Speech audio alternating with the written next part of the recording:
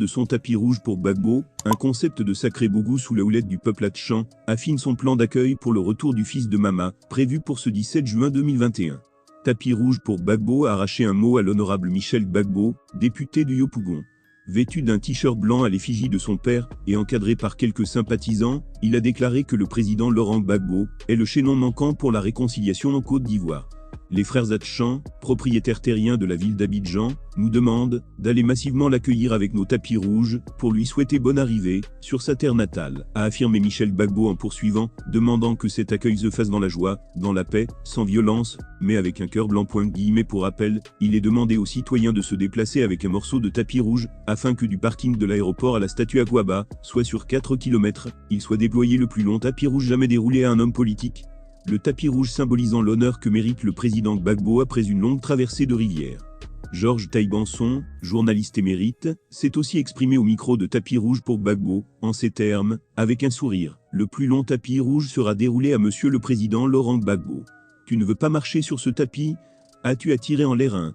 Fermez les guillemets. L'accueil du président Gbagbo se fera ce 17 juin 2021, un jour historique auquel le peuple hatchan a été associé, mis en première ligne, parce qu'étant les propriétaires terriens d'Abidjan. Consciente de seul retour au pays de Laurent Gbagbo n'est plus une simple affaire des militants du FPI, car la joie a fini par gagner le cœur de bien d'autres Ivoiriens de tous bords politiques. Même, des militants du parti au pouvoir et des membres des associations de victimes qui étaient réticents, nourrissent aujourd'hui ce souhait de voir l'ancien président ivoirien rentrer dans son pays.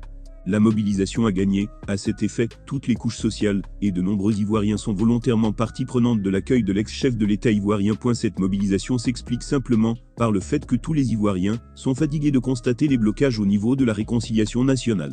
Pour eux, le retour de Laurent Gbagbo donne une opportunité de se réconcilier et de s'aimer à nouveau. Pour les populations, cet événement historique du 17 juin peut constituer le déclenchement d'une nouvelle vie de paix et d'unité pour le pays. Cela permettra de transcender tous les clivages politiques qui ont occasionné tant d'années de palabres entre Ivoiriens. En effet, comme on le sait, le chantier de la réconciliation nationale est plombé depuis des années. Ce chantier de la réconciliation si cher aux Ivoiriens peine à se réaliser, dans sa fin pratique à cause des situations malencontreuses créées les uns contre les autres lors des crises successives qui ont déchiré le tissu social. Malgré la succession de nouveaux gouvernements, cette réconciliation nationale reste au point mort.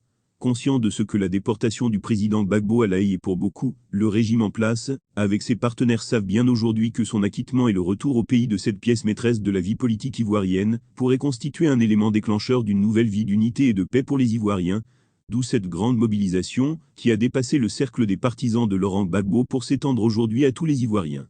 Les langages de ceux qui s'opposaient hier ont changé aujourd'hui, et certains sont prêts à prendre part de façon effective à l'accueil du président Gbagbo. À quelques heures de la descente de son avion, l'on sent visiblement une véritable décrispation de la situation, et l'atmosphère devient joviale. On oublie peu à peu la question de l'insécurité qui faisait craindre certains Ivoiriens. Nous pouvons dire, pour terminer, que les Ivoiriens ont encore là l'occasion de démontrer qu'ils sont un peuple exceptionnel.